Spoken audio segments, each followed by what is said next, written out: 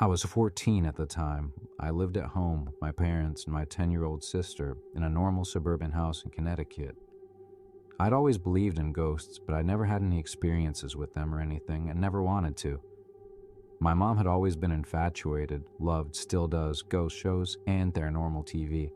She finds it fascinating and is always open to that kind of stuff.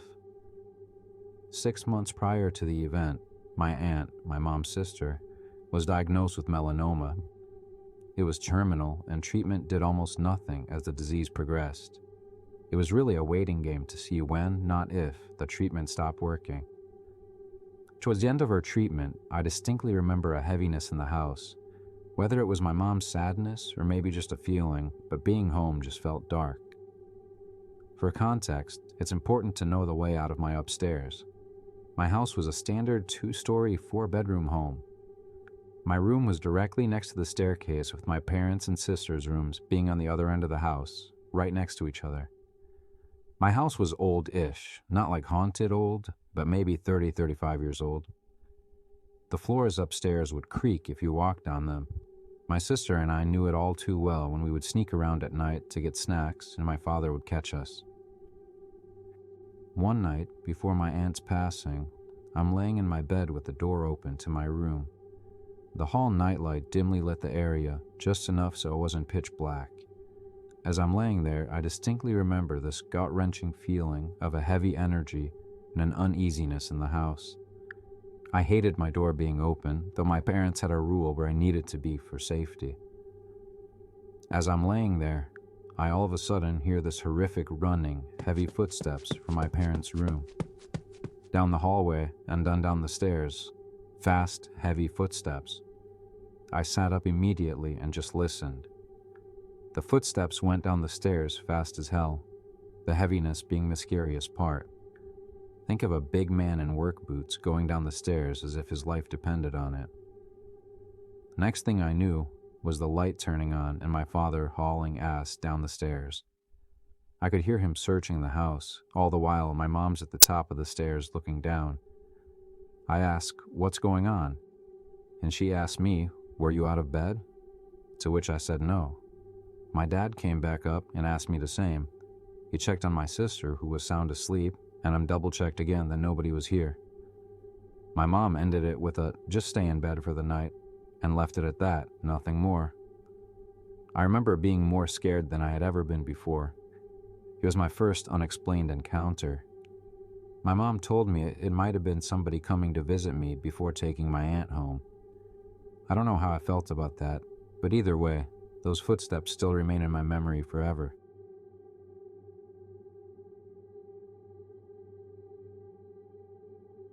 Dyer Street in El Paso has a history of violence, drugs, sex, and death. Ask anyone in El Paso about Dyer, and I guarantee they'll have a story about the Devil's Triangle or the Icano Lodge.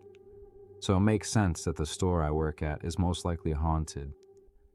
I work at Burlington, but it wasn't always a Burlington. It used to be a big Kmart, so they closed it down in 2017 and opened up a strip mall there. All the people that have been there since it opened have stories of stuff falling over and footsteps being heard, but I chalked it up to the building settling or something being off balance and falling. It wasn't until last week when I started to think otherwise.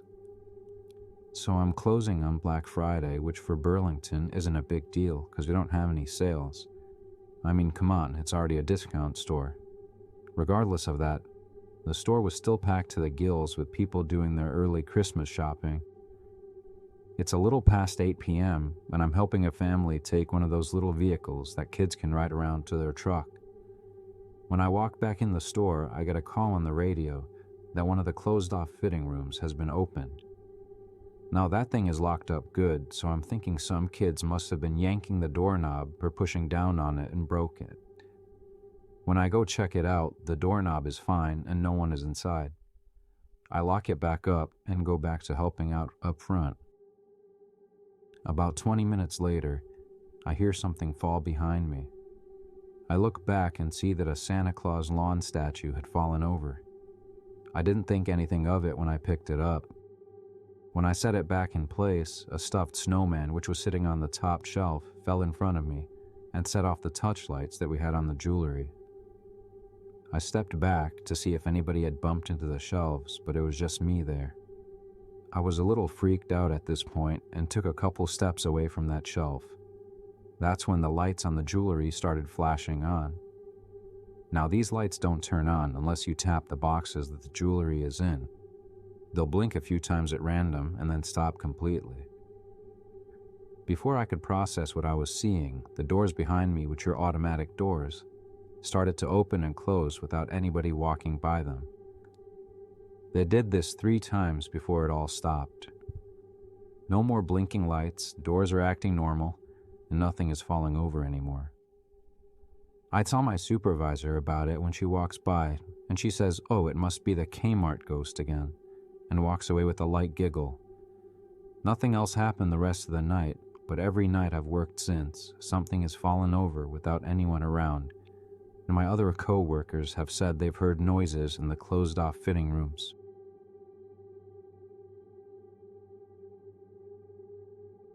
I know it sounds like something straight out of a movie, but it's 100% what happened to me about 24 years ago. When I was still relatively newly married, my then husband and I moved into a townhouse-style apartment. The 2 floors of our apartment were on the 2nd and 3rd floors of the building, and the management office and mailbox was almost directly below us on the ground level. This will be important for later. The woman who managed the building was older, didn't care for the property well, and usually spent most days chain-smoking Camel non-filters in her office. Imagine renting a place from Juno the social worker from Beetlejuice, but less helpful. She really resented what we had with the townhouse, claiming that we lied about me being pregnant when we moved in, because she didn't want to rent that unit out to people with kids. She also made a few disparaging remarks about my husband due to his race. So after the first kid was born, I was a stay-at-home mom, just busy keeping the house clean and the baby occupied, without a car or local mom friends. After lunch, the kid needed a bath, and anyone who's fed a 9-month-old baby knows that it can get pretty messy. After lunch, the kid needed a bath, so I went upstairs and ran the tub. Soon I had the baby sitting, splashing happily in one of those suction cup bath seats. Important to note, it's in the middle of winter and we had no heat, an issue I'd been fighting Juno the landlord about for a while, among other maintenance issues like my arcing ceiling fan or the garbage disposal that was held on with duct tape and leaking. We basically had to keep a space heater or 2 in every room to keep the chill off. I had taken one of the space heaters in the bathroom to keep the bathroom warm enough for bath time, and I had it sitting out of reach on top of the bathroom counter. I was standing in the bathtub getting ready to lift the baby out when all of a sudden the space heater started to rock back and forth, and it hadn't been rocking before. I had this horrible feeling of dread as I looked at the heater, and I just reacted because I knew I couldn't get both of us out of the tub in time. I reached down to grab the baby seat, ending up pulling it off of the tub and dropping the baby over the side of the tub into the bathroom floor, just as the heater got to the end of the cord. It thumped onto the shower door, bounced off the edge of the tub, and went down its side on the floor a couple inches away where it shut off. When I looked over to the corner of the bathroom, that part of the room seemed to just get darker, like it was filling up with shadows. There was no smoke, no change in lighting, no windows. It was just darker. I also started to smell cigarette smoke, Camel non-filters, which I knew the smell of pretty well, being in Juno's office all the time to get things fixed. The smell was so thick it made me cough and my chest ached, but I couldn't see any smoke haze. And I felt this overwhelming sensation of hatred and malice, like someone was standing there giving me a death glare. I grabbed the baby in a towel and ran downstairs. I was so freaked out I couldn't bring myself to go back up there, so I used some diapers in the diaper bag and kept the baby wrapped in the towel and cuddled up to stay warm. I stayed down there the entire rest of the day until my husband got home. Every so often I'd look up the stairs to the bathroom, but I didn't want to take the baby up there, and I was afraid to leave him alone downstairs. When he asked me why the baby wasn't dressed, I told him about the heater and the smoke in the bathroom, and he went up to check.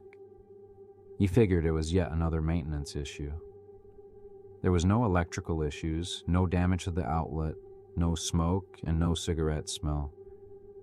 He put the heater back on the counter and turned it on. He then watched it for a few minutes and it didn't rock, which means it didn't rock itself off the counter earlier. He laughed it off, but later that day we heard Juno's adult son downstairs near the mailboxes yelling his head off at people. And that's when we found out that she'd had a massive heart attack in her office earlier that day, and he'd found her dead in her chair with a Camel non-filtered still in her hand.